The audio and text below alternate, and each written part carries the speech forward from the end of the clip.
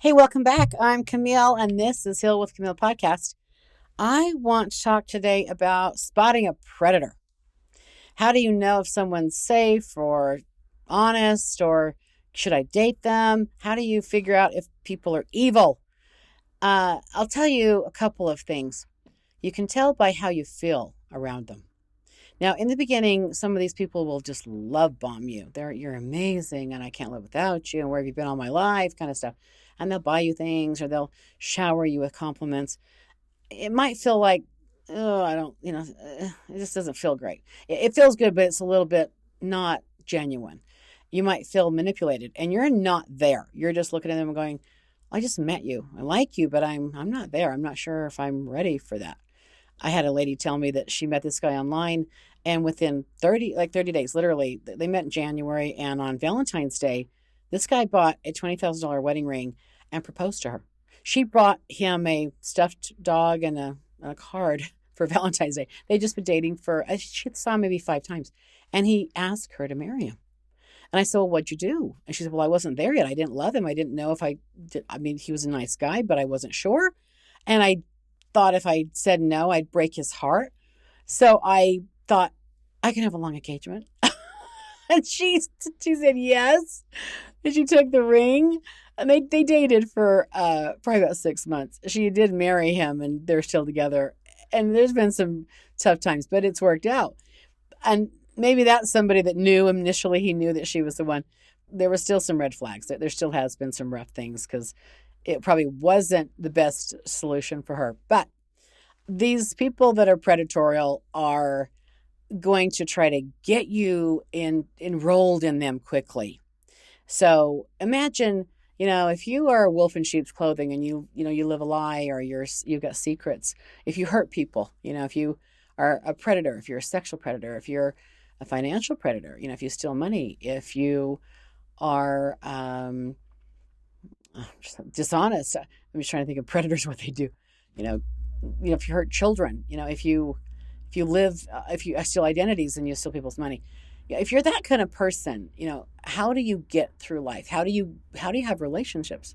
Because you're living a lie. You're pretending to be somebody worthwhile and great when you're not. And maybe you're a grifter and grifting in and out of these relationships, trying to take advantage of people. And if that's your plan, then how do you appear to other people so that you look good and so people will trust you? People are going to have trust issues with someone like you. And you might feel like that whore in church energy if you have a conscience. But if you don't have a conscience, it's just another person to grift in and out of.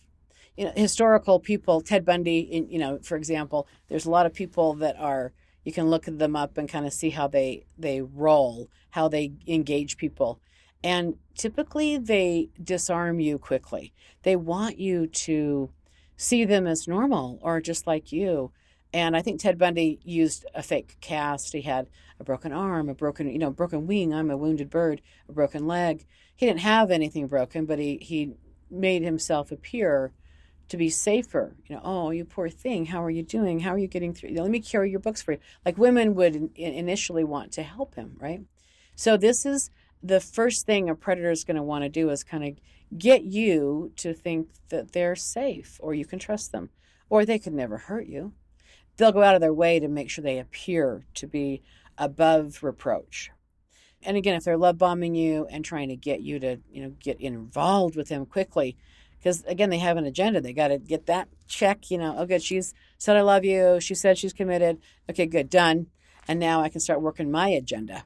But until they have you trusting or believing in them or thinking they're amazing, right back, until you're committed, they can't grift on you. They can't steal from you. They can't move on your children or whatever. They've got to gain your trust. So these predators are pretty good. They're charming, and they're usually pretty attractive. They take care of themselves. Their hair is done. They dress well. They drive nice vehicles.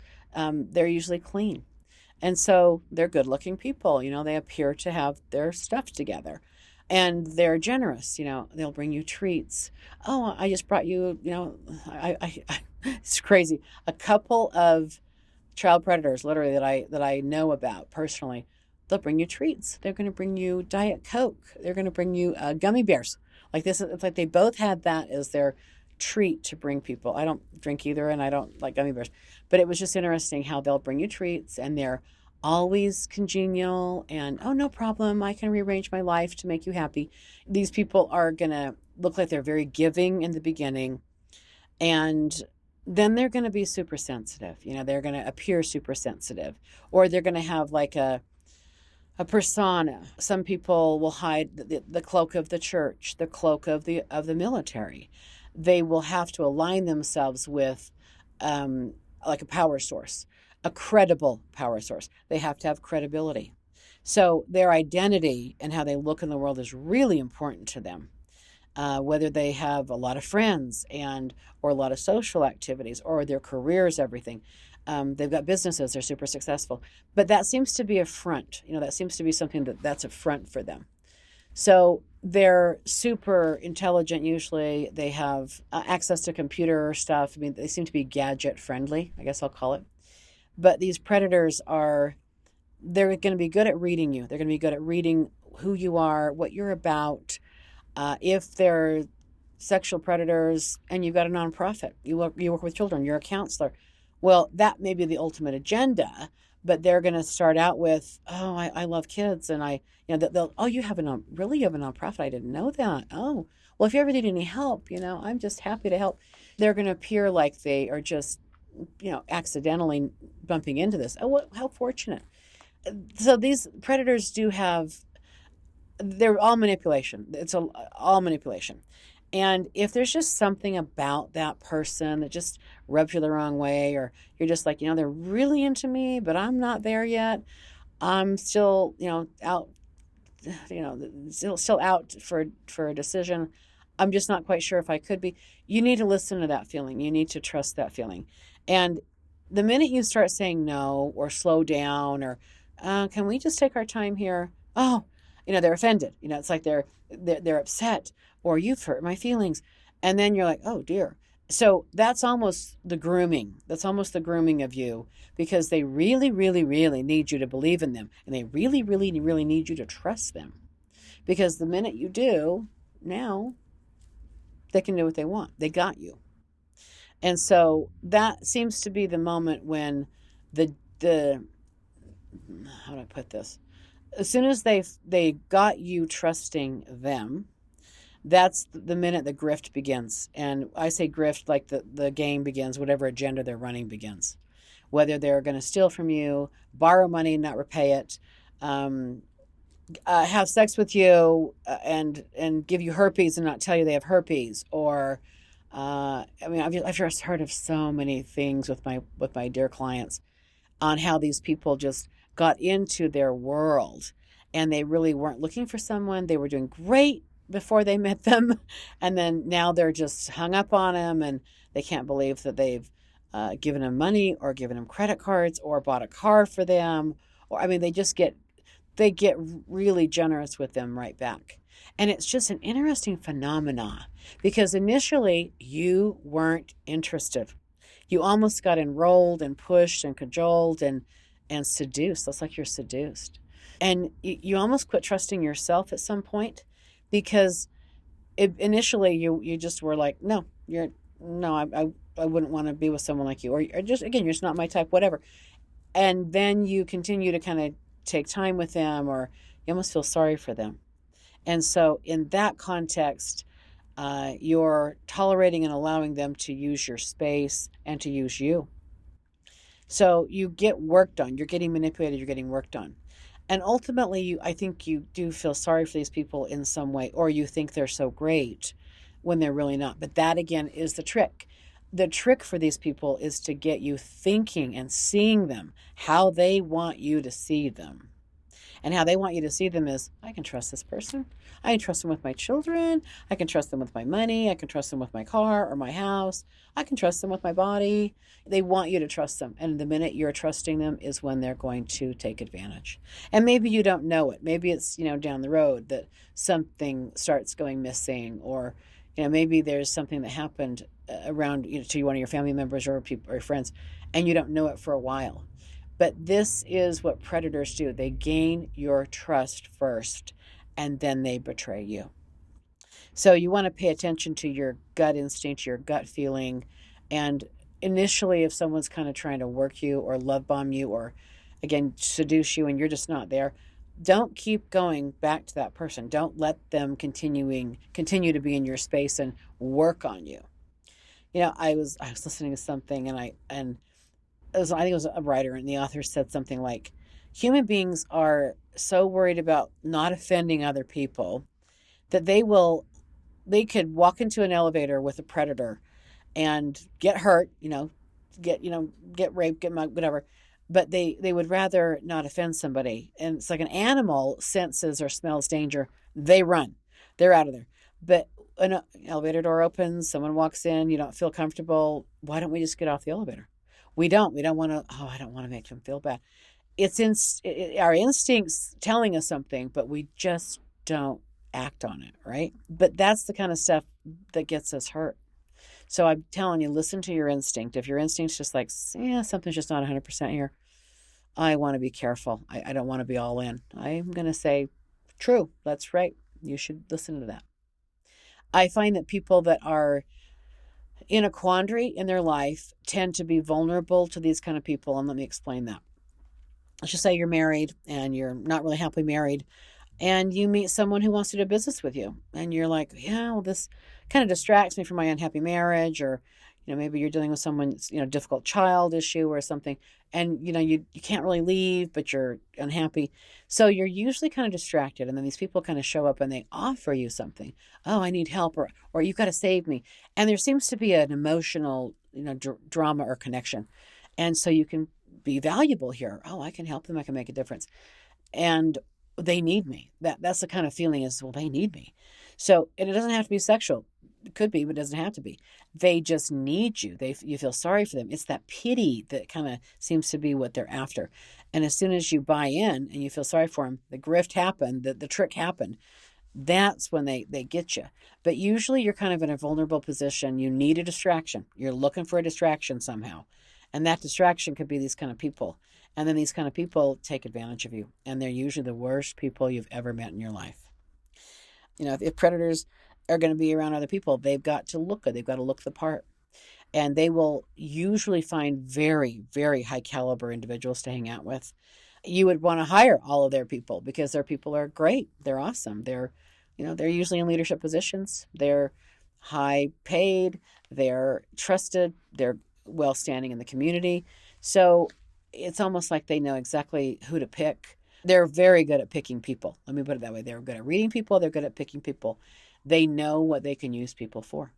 And if they can get that person to, sponsor them or do business with them, no one's going to suspect that I'm this. I could be the wolf in that sheep's clothing, you see. I know of one recent, client that she's a local celebrity. Husband is a con, gambler, identity theft, hawked, all these things for money to go gamble, drinking, partying, whatever. Not a really good guy. Lived a lie, basically. But with her and the children and, the church and everything, he can show up and look good. And when she figured some stuff out, she's like, I want a divorce. I'm done. You've been doing all this stuff to me. Oh, he's so mad. He's so upset because his cover is blown. He's now going to be seen for who he really is. And as long as he had her, she's his credibility. So when these people when they get figured out, when people see who they really are, they get downright ugly and nasty. And they usually have the goods on you somehow, meaning like with her, well, I know, your secrets and I know the gossip. And of course, they've been married for so many years. He knows stuff about her that she wouldn't want people to know but these people, these kind of predators, they figure out what to do or what they could say or who to hurt. This guy's hurting one of their daughters. Your mother's ruined my life and, I loved her and she's ruined me. This is a vulnerable child. And so he's like leveraging that. And mom loves her kids. So he's going to do whatever he can to hurt her through the kids. So these people figure out what your vulnerabilities are and they know how to use it against you. Oh my gosh, I've got another horrible case. This guy's got a corrupt business. He's had a corrupt business for 40 years. And I think finally there's going to be some, SEC investigation stuff on just in general this industry, because it's just it's fleecing America. It's crazy. It's just a big lie. I'm not going to go into the details of it, but this guy's made a ton of money, and he's got other children, older children, working at this company, making a ton of money. And he's two or three ex-wives, and one of his ex-wives is a client of mine. She knew to get away from this guy. She knew I can't need him for a thing, because he is just gonna he'll dangle it and then yank it. They have one child together, and she's just watched him kind of dangle things to her son, and then be abusive, just mean, just a control freak. But he does this to her and the child because she doesn't need him. The kid doesn't need him. And everyone else around him knows that he's got a con going, and they're working for the con. They're making money on the con. My client's not, and her kid's not. So this guy's threatened by her and him, and the kids kind of calling him out on his crap. But anything financial, gave him a car to go to college. Oh, I'm taking that car back. It's just always this back and forth. It's like roller coastering my client and her son, and then bullying and just saying horrible things. And I could, do this to you, and threatening.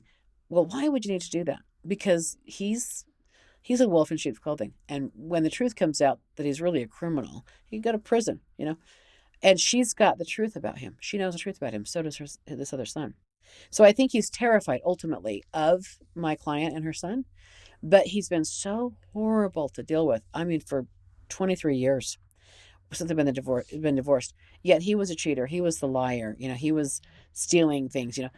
It's amazing how these kind of people operate. They're usually the same MO, and they don't want anybody telling on them. So they make a lot of threats. They get the goods on you, and I'll ruin you. I'll destroy you. And how do they hurt you? By going after who you love, what you love. And most women, it's their children. They'll mess with the kids somehow. So it's just fascinating to watch. And every time I kind of deal with one of these kind of sociopathic people, wolf in sheep's clothing, they kind of all have that same type of mentality. And if anyone's got the goods on them, they're going to scare the hell out of you, so you never talk. So, I mean, I've known some child predators, like child rapists, that both of them said, I'll kill your mother. You ever tell anybody, I'll kill your mom. So that's the number one person for that child in their life who would advocate for them, take care of them. Well, I'll just kill her. If you ever tell her, I'll just kill your mom. So they've never told they were sexually abused by their fathers. So it's just incredible to see what these predators will do, but they will do anything to keep their cover, to the extent of writing these letters to family members that figured them out. It's like these 6-page letters they write, and they try and defend their honor, and then they have other people write letters to the family members. Your son is so amazing. Your brother's so amazing. I can't believe you won't have anything to do with him. And here's what a great guy he is. And he's done this and this and this. Like he's got someone advocating, like an advertisement for them. And then all these, any online stuff, they look perfect. They look like they've just, walked out of the military squad. They're just wearing all their buttons and lapel and their bars. All this great stuff. They're just great human beings because they're selling. What are they selling? They're selling an image. They're selling, you can trust me. And they have to, because they cannot be trusted. But their racket can't continue unless they can grift on people. And the only way they can grift is to be that wolf in sheep's clothing and keep, hiding out with good people and being that wolf and pretending to be something they're not. So you do want to pay attention to, how you feel about yourself when you're around these kind of people. One of the number one characteristics is you start doubting yourself. You doubt yourself. And that's honestly how these guys get to you. And women do this too, not just men. It's women too. But you start wondering, oh, well, maybe I shouldn't feel that way. Maybe I shouldn't think that way. You start doubting yourself. You wonder if you're going crazy. Did I see that? Did I not see that? Well, everybody else likes him. Look at the people he's around. They're around good people. Can't be that bad if he's around good people. Well, or good people just aren't, prejudging. They're not, seeing this guy for who he really is, because they don't need to. They're not judging other people the way he is, because they're not that way. People judge other people based on how they are, by the way. So this person, the grifter, the con, the predator, is always working an angle, always trying to figure out how to, get higher caliber. And a lot of times I've got clients where they've gone through, these predators have two or three different wives, or different husbands. They're, trying to marry up. They cheat. They'll go with anybody if it's a higher status. They want the money. They want the fame. They want they want the power. And again, the person left behind is betrayed and sad, but you really have to understand who this person really is. They were never there for love. They were only there like a, stepping stone to get to where they want to go. I had a client who married a guy, and she was in California. He was in Utah, and he wanted to be in California. He married her, went to California, and as soon as he got established, within 3 years, gone, dumped her, and he moved on to the neighbor. So it's like he wasn't picky. He was just going to go with whoever he needed to go with, like the stepping stones that were right there in his path. Good looking, very charming. He could kind of have whatever he wanted. So he had babies with three different women, kind of to anchor himself with their, them, and they all made money. Ironic. So he was kind of like, well, letting women take care of him. So he was too good looking to work or something. So I've just seen all these different types of predators over the years. But number one is they make you doubt yourself, and you kind of do feel like you owe them something. You want to help them somehow. You feel bad for them, but initially you're not into them. You just don't have that trust. There's something off, and you know it. Listen to that. When they share things, they don't always share the full story. They share half truths. They don't find themselves in a lot of introspection. Therapy isn't something they would want to do. They aren't going to be around anyone that can figure them out or really help them process through anything. Nothing's wrong with them. They're almost flatline emotionally. They can turn on the waterworks, but they're not usually very animated emotionally. They seem a little flatline. You wouldn't suspect them. They're like flying under the radar. And so without all these high emotions and high feelings, you just don't see them coming. And they don't appear, a lot of them don't have this big flamboyance. They're just, they seem moderate.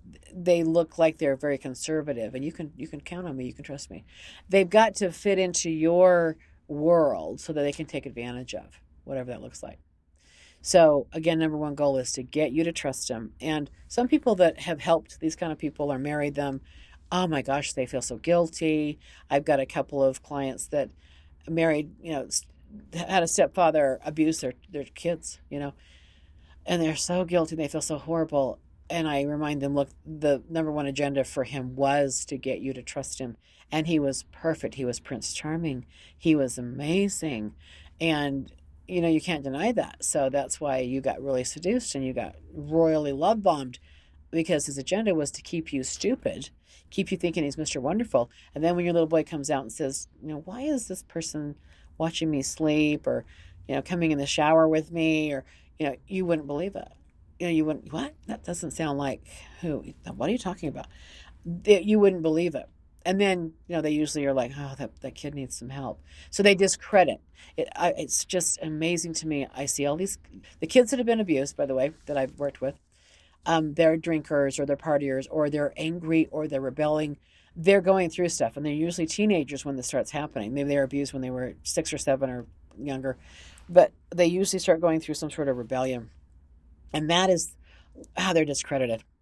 And so the abuser, the predator, has got the goods on him. Oh, well, you've looked at porn. I've got your search history. I've got, I know what you looked at, and so I've got your text messages with your girlfriend, and I know that you were having sex with her. So it's like they've got some sort of private information because they're snooping, or they videoed you doing something, and I've got the goods on you, so I know who you are. And so that's almost like when the kid comes out and they're so upset, they're so angry, and they tell someone, well, I don't believe you, because the predator is so calm and so cool and so collected. I don't know why they would ever say that about me. I love them. I would never, they're so convincing. And then the out of control teenager who's so sick of who they are, and the predator, and their emotions are so raw. They're like, no, this is true. They just seem so out of control. But the predators, well, look at what they're going through. I mean, so that here they are. Let me share with you what they're struggling with. I'm worried about them. So it appears like they're being such noble, great parents, and they're not. It's like at your worst moment, let me videotape you so I can use that against you and make you look like you have no credibility. And then I am in full control always, and then nobody would ever suspect that I'm evil. So this is it's tricky to spot. They're not everywhere, but they're enough of everywhere that you have to be on the lookout for this. And I just have so many people that have, married for the second time or had an affair with someone like this. It ruined their life. They didn't know what they were getting themselves into. Women can be this way. They're gold diggers, or they want to have a baby. They trap a guy. There's so many things that go on here that you just have to be super careful who you engage with. And I think that if you take a year to get to know somebody, that's good. I don't know if they'll stick around for a year, but they might. They might be patient. So be a little careful. I kind of describe them as they will take their time skinning the mouse before they eat it. And they enjoy that. They enjoy watching the squirm and, being smarter than that, superiority. They're smug in a way, and they just think they're the smartest person in the room. And again, they're usually in self-control. They don't have a lot of emotional reaction. That's why I call them flatliners. You're emotionally reacting because you're just aghast at what's going on, and you're invalidated. They look at you like, have you taken your medication? Are you okay? They make you feel like you're crazy. So if this sounds like anything you got going on, you're probably not crazy. You need to pull back, slow down, quit letting them roller coaster you, which means don't take the bait, don't defend yourself, don't fight with them. The goal is to keep you upset. And then as long as you're upset, you don't see them coming. You don't have, you won't figure it out. And then they want you to look crazy. I actually had a prison guard. It was a prison guard, and his wife came to me. He was abusing the kids, and she was on every medication, psychotic medication you can imagine. I'm like, what, honey, you're on 7 medications. What's going on here? Just wanted her story. Oh, my Lord. I talked to her twice, and I got a phone call from him. Who are you? What are you doing? Why are you talking to my wife? Okay, well, she's over 18. It was that situation, and I realized this guy needs to keep her dumbed down. I never talked to this girl again. Her mother reached out to me again, and I talked to her, and I said, I talked to her twice. I'm not sure what else I can tell you. It's confidential, but everything is okay. What's happening? No, she was actually put in a mental ward. He put her in a mental ward. I have no idea what happened to her. I don't know. This is the kind of stuff that goes on with people. And I did find out later that I think this some things that happened. The kids were abused. So crazy stuff. But if you need to figure out if someone's being a predator, I wrote a book, and it's called Reframing Your Life, A Guide to Becoming Invincible. It's on Amazon and Kindle. I think it's $15 or less. It's pretty reasonable. But there's a chapter on oppression, on how to oppress somebody. And I go through a lot of the traits in that chapter. So pick that up. That would probably help you if you're dealing with this or you need some more information about how to spot a predator. Hope this helps somebody out there, and love talking to you. Thanks for listening. Have a peaceful day. Bye-bye.